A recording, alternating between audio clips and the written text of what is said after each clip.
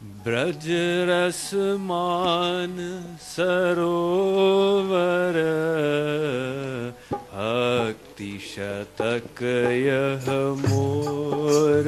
राधे राधे। ब्रज रस मान सरोवर, भक्ति शतक यह मोर। राधे अरु योगी जबै, कृष्ण भक्ति उर आन। राधे राधे। ज्ञानी अरु योगी जबै, कृष्ण भक्ति उर आन। राधे राधे। कृष्ण कृपा ते ही तबै, पावे ब्रह्म ज्ञान। राधे राधे। कृष्ण कृपा ते ही तबै, पावे ब्रह्म ज्ञान। राधे राधे। कोटिन ज्ञानिन माध्य को, प्रेम सुधा रस पाय।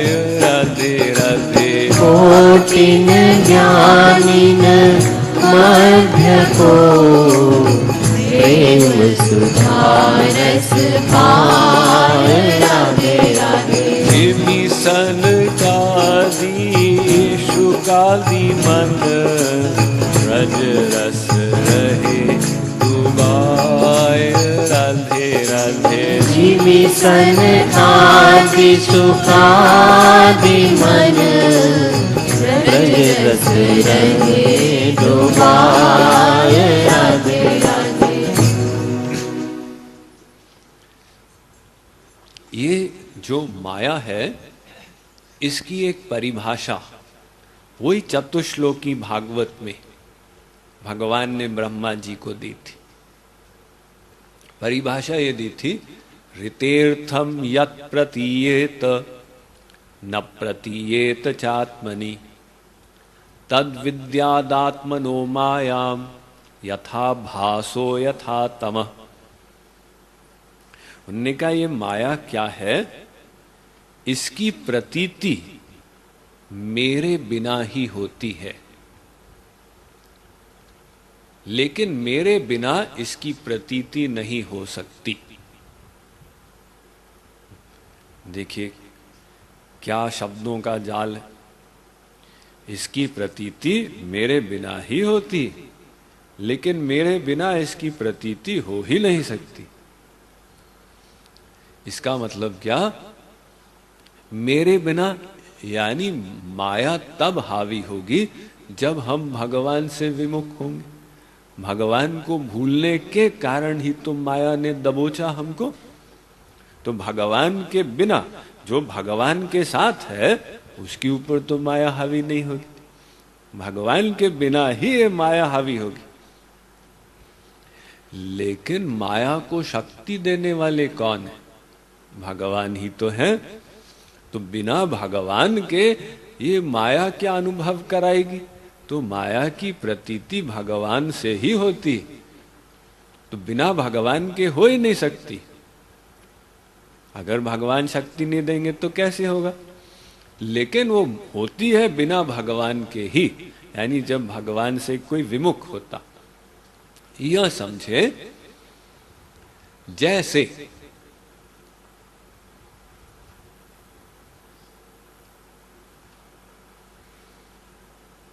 अंधकार की अनुभूति ये बिना प्रकाश के ही होती है। जहां प्रकाश नहीं है वहीं तो अंधकार आएगा।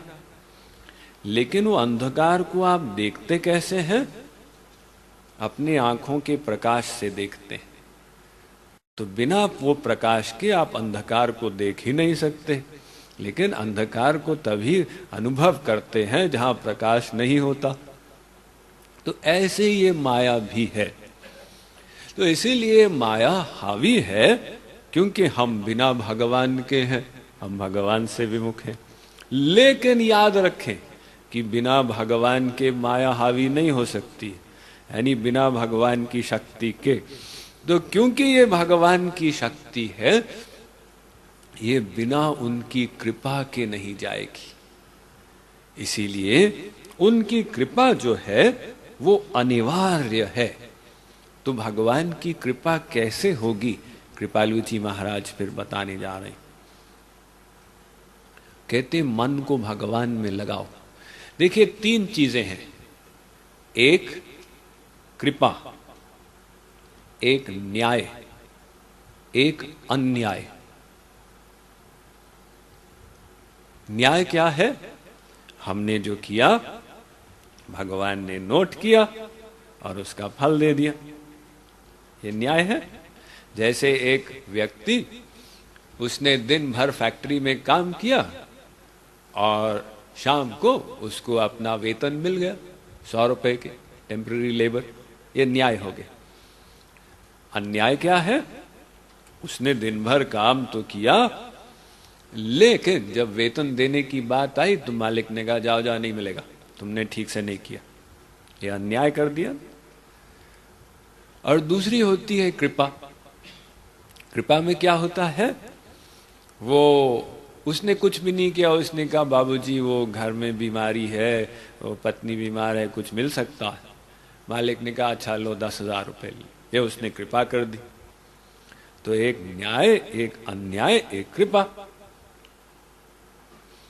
अब महाराज जी का एक पद है, कहते हैं दया चहो नहीं न्याय श्याम मोही। कहते हैं हे श्याम सुंदर, मुझे न्याय नहीं चाहिए, मुझे दया चाहिए। अगर भगवान न्याय करेंगे तो क्या करेंगे? वो हमारे कर्मों को नोट करेंगे और उसका फल देंगे। और अगर कृपा करेंगे तो क्या करेंगे? वो सब कर्मों के अकाउंट को भस्म करके और अपना आनंद, प्रेम इत्यादि प्रदान कर देंगे। तो भक्त कहता है महाराज मेरे साथ आप न्याय मत करो।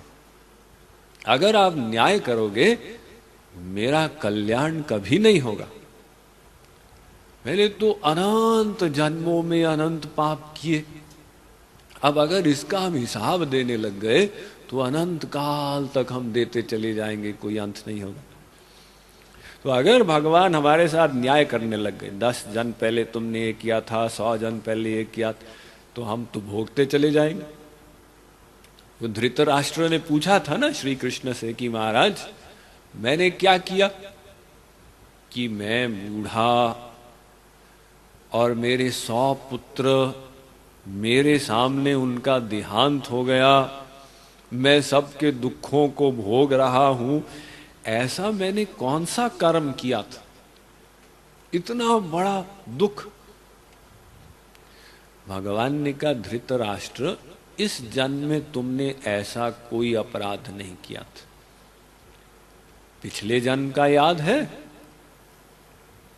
धृतराष्ट्र ने कहा महाराज याद। धृतराष्ट्र को वरदान था पिछले 3 जन्म याद थे, तो पिछले जन्म में भी ऐसा कुछ नहीं किया।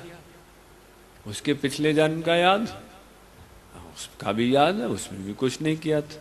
उसके पहले महाराज लेकिन इतना बड़ा तो कोई अपराध नहीं किया था। भगवान ने कहा उसके पहले वो तो मुझे याद नहीं है। भगवान ने कहा ये 3 जन्म की कौन सी बड़ी बात, यहाँ तो अनंत जन्मों का हिसाब, वो अनंत जन्मों के हिसाब के अनुसार ये फल दिया गया। तो अब अनंत जन्मों का हिसाब अगर जीव उसको सेटल करे भगवान के साथ, तो बेचारा अनंत काल तक करता जाएगा और साथ में और नए नए पाप करेगा तो कहीं खत्म होने की बात ही नहीं। तो इसीलिए भक्त कहता है महाराज अगर आप मेरे साथ न्याय करोगे कभी मेरा कल्याण नहीं होगा।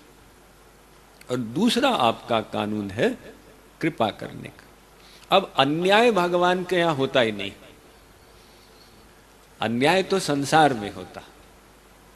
अन्याय स्वार्थ के लिए किया जाता, स्वार्थ सिद्ध करने के लिए हानि करो दूसरे की। भगवान का कोई स्वार्थ नहीं, वो अन्याय क्यों करेंगे? तो इसीलिए